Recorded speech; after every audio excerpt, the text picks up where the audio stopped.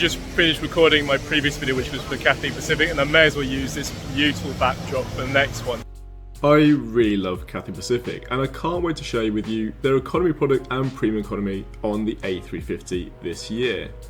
If only today's flight was the same and hadn't left a bad taste in my mouth, to be honest, I was pretty shocked and disappointed. Today's video we're travelling with sort of Etihad, although it's Batik Air.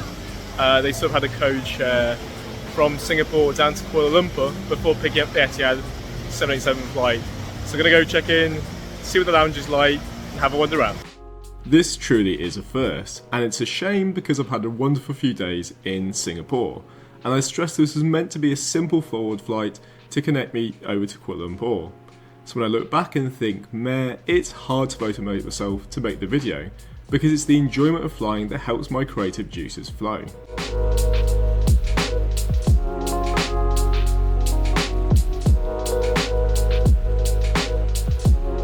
So the last time I was here was 7 days ago and was flying Gulf Air in the Boeing 787 in business class, which was quite the surprise and such an amazing experience. Here's a quick recap. Much like Noel Phillips, I try and pack in as many flights as possible. Not that I don't love to travel, but it's nice to be at home with Brent and the cats. So even though I have fond memories of the butterfly garden here at Singapore Changi Airport, my expectations, much like KLM, were totally wrong. And if you find a good deal or you can fly with Gulf Air, you'll be amazed at just how good the food and the hard product is. Anyway, back to today's video. So who's Batik Air? Well, it was formerly known as Malindo Air, which was a subsidiary of Indonesia's Lion Air group, offering low-cost fares with some premium services.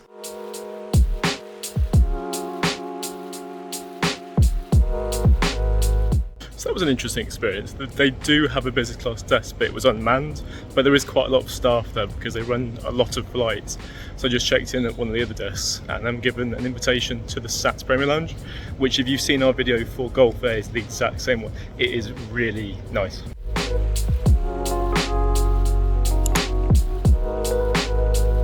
If you get the time or you're lucky enough to be connecting in Changi, it's wonderful. There's a swimming pool, various installations, and you can even take the monorail through the middle of the world's largest indoor airport waterfall. I didn't leave myself that much time today though, because I decided I valued my sleep.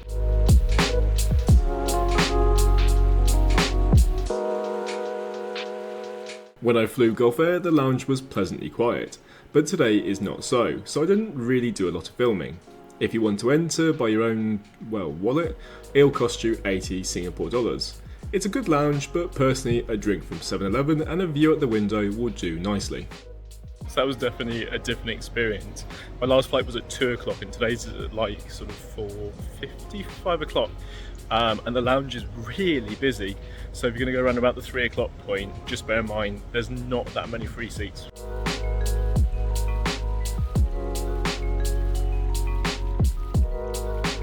Besides plane spotting, there is so much to do at Singapore's Changi Airport, and given how busy the lounge was, I'm better off getting those important steps in and seeing everything I can, because you never know when you'll be back next.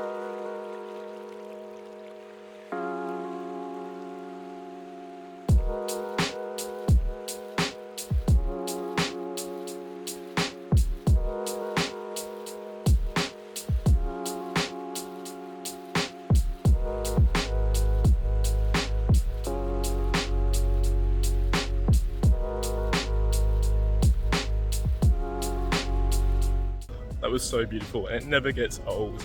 I could almost cry, but that's probably the exhaustion. Anyway, now is probably a good time to have a look at today's journey map. Today's journey from Changi Terminal 3 will cover a short distance of 192 miles, touching down into Kuala Lumpur Terminal number 1 in 1 hour's time. It has been quite some time since I came through Changi Airport, and I spotted one of Singapore Airlines' Airbus A350s, which would have made a wonderful experience for today. Last year I flew on one of the world's longest routes with them over to New York, but I've suddenly made a discovery and I'm in a bit of a panic. Boarding is meant to start in 10 minutes, and the board is showing as already boarding. Naturally this causes me a little bit of panic because the flight is at the furthest end of the terminal. with the gate staff saying not to panic and others in the distance running towards the gate, so there's just enough time to look out the window at Malindo Air's Boeing 737-800.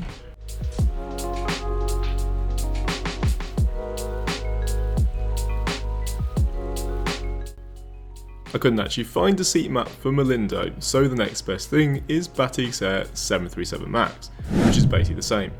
Business class is in a 2-2 configuration over 3 rows, with your choice being aisle or window. My first impressions are really good. Clean cream leather seats and they look really comfy. So welcome on board. I don't know the width of the seat, but I just have a lot of space in front. It's 45 inches of pitch.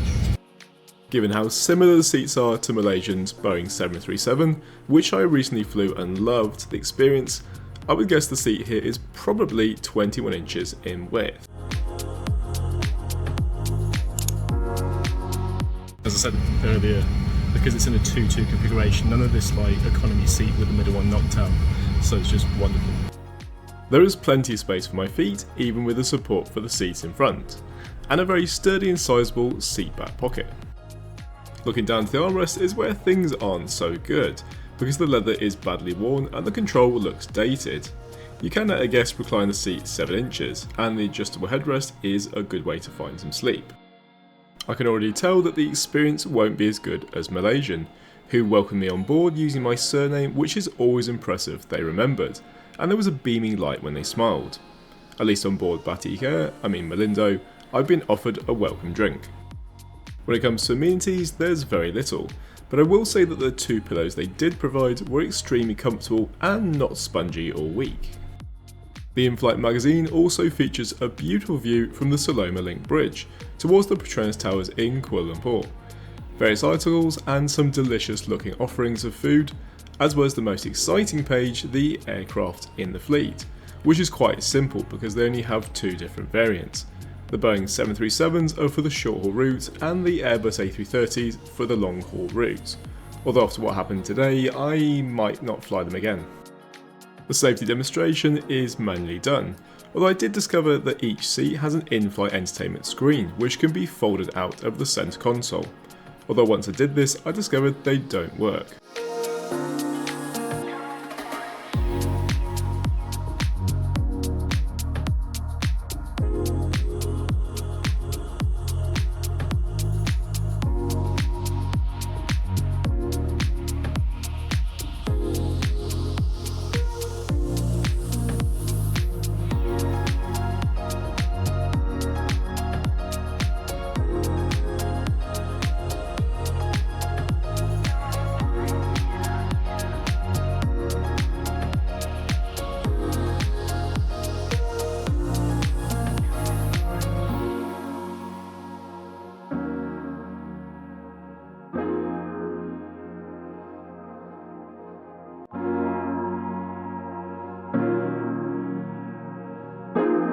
Malindo Air is officially a low-cost carrier, so perhaps it's a little harsh to compare them to Malaysia. So as a result, there is no Wi-Fi or entertainment. I was at least hoping for some kind of snack packs or a drink, and this is where things get interesting. The cabin crew either seemed busy at the front or were walking through the cabin into economy. So I waited patiently for them to be less busy and to come over and ask if I would like anything. In the meantime, I stared at the window and listened to music on my own headphones. 35 minutes into the flight and I still hadn't spoken to anyone else. I was beginning to wonder, did I get it wrong? Was there no snacks or drinks? Who knows? 5 minutes later and I managed to stop one of the cabin crew, which is where the confusion got worse. I asked, how do I order drinks or food? To which the response wasn't very clear, so I asked, did I need to pre-book it? Still confused, the cabin crew carried on with their duties, but I had seen them get a coffee or tea for the passengers in row 2. What I didn't know at this point, and having consulted their website later, making a fresh booking, it clearly states on the website that drinks and snacks are served. Naturally at this point I was disappointed, a little confused and extremely hungry. I really don't want to sound ungrateful. I absolutely love what I do and I appreciate what a privilege it is to choose to fly in business class. Ignoring the lack of service, food and drink, I actually had a nice time. And these are extremely comfortable and plush seats.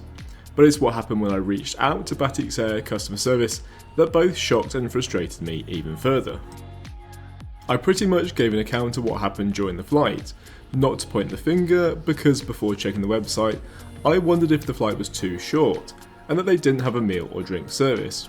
It was only later that I discovered after talking to the agent via email, who I had was extremely polite, courteous and well spoken, say that the cabin crew had told them they'd carried out the meal service, and all the passengers were happy and that I had apparently refrained from ordering anything when they asked. This of course is a total lie, and this is what annoys me the most. If they'd simply said sorry, our bad, I'd have probably let it go. I do appreciate that being cabin crew is not an easy job, and I couldn't do it myself as I really value my sleep. But it just comes across as they couldn't be bothered. I imagine at this point you're probably tired of hearing me moan, and I really don't blame you. You probably also have a good idea about how my conclusion is going to go.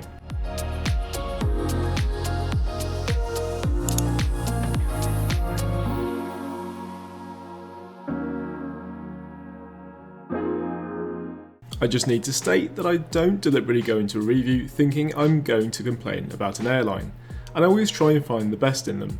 So it pains me that while the hard product was so good, even if it was a little bit worn, it's the service that totally let down the experience. A passenger, regardless of what cabin they're flying in, has certain expectations, but this was so far from the line that I can't even recommend them as an airline, unless you keep your expectations severely low. To make matters worse, there was disruption at Kuala Lumpur airport, so I had to queue for 30 minutes in addition to get my boarding card and a voucher for the lounge, which meant I hadn't eaten since mid-morning, and it was now dinner time. I'm curious to know, have you flown them, what were your expectations, and did they wow or displease you? So feel free to let us know in the comments below. I'm pretty confident that my next flight with Etihad will be less dramatic, and that they're likely to feed me. As usual, thank you so much for watching, especially at the end of the video and travelling with us. Safe travels.